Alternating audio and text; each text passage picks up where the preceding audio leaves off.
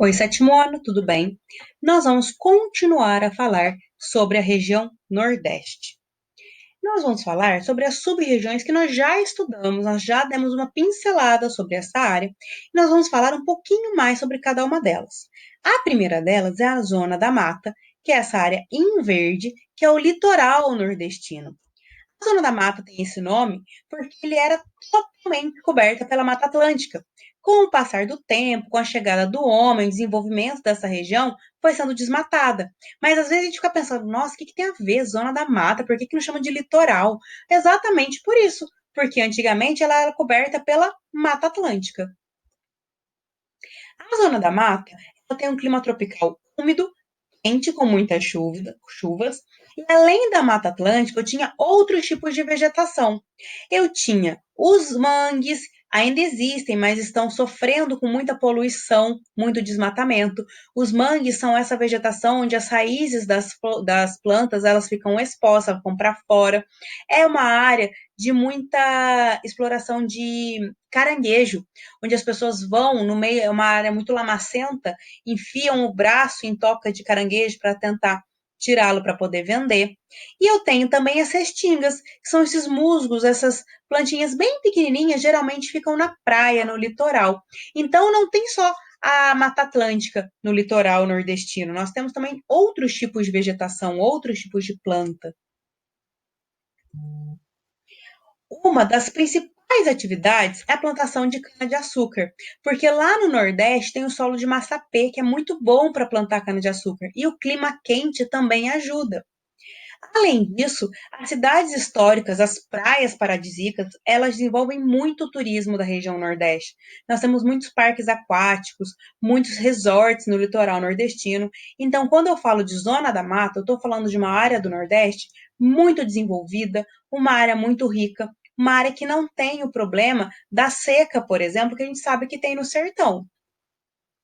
Além disso, a zona da mata está ficando cada vez mais industrializada. A industrialização está ficando cada vez mais intensa e ele está se tornando um importante tecnopolo. Daí a importância da Universidade Federal de Pernambuco, no litoral nordestino também. Isso está atraindo o interesse de investimentos industriais na região. Se eu continuo, olha, sentido interior da região, sair da zona da mata, eu chego no agreste, que nós sabemos que é uma área de transição entre a zona da mata e o sertão nordestino. É uma área de minifúndios, ou seja, algumas propriedades de terras não familiares, né? Não é do tamanho de uma propriedade de terra familiar, mas não é o latifúndio. São propriedades de terras um pouco menores e policultura, ou seja, planta-se muitos produtos diferentes, tem uma produção bem variada. Por isso, ele é chamado, existe a frase que o agreste que alimenta o Nordeste, pela quantidade de minifúndios e pela variedade de policultura que nós temos nessa área.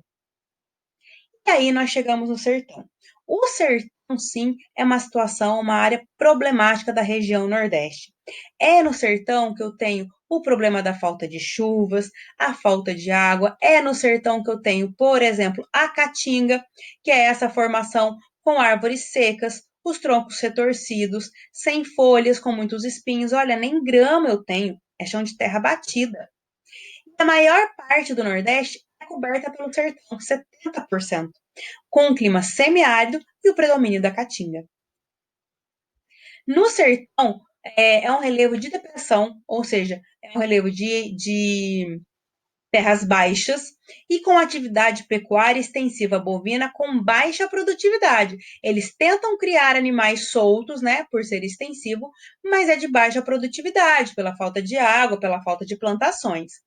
Além disso, lá no sertão se desenvolve a agricultura de subsistência, ou seja, planta-se para consumo próprio. Quando eu falo subsistência, é o contrário de grande escala. Eles não vão vender, eles não vão comercializar. Eles plantam para consumo próprio.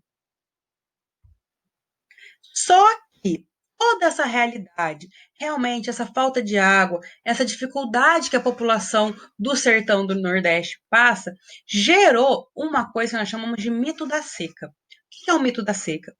Todo mundo diz que a seca é a maior culpada pela pobreza nordestina. Só que isso está errado.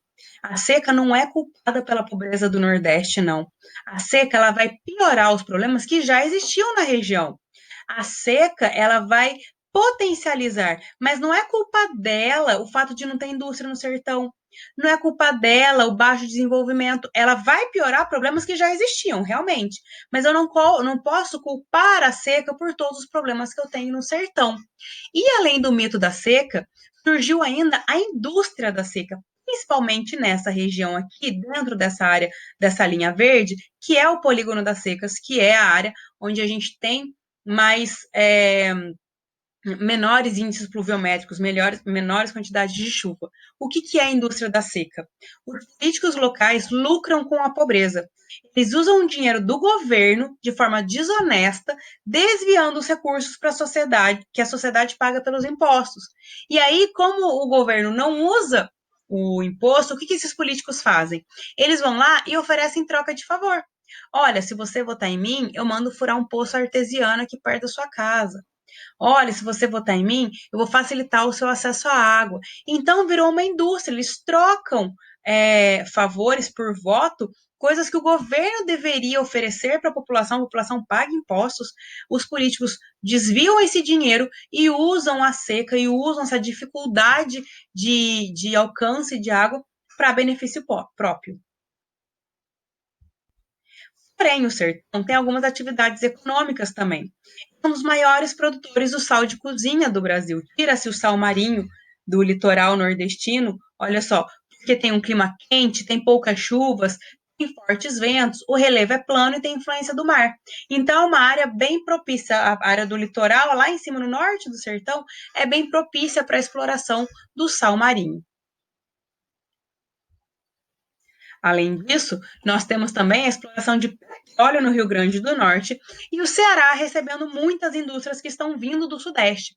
Nós já falamos da descentralização industrial que o Sudeste está sofrendo. As indústrias estão optando por outras áreas para colocar as suas fábricas.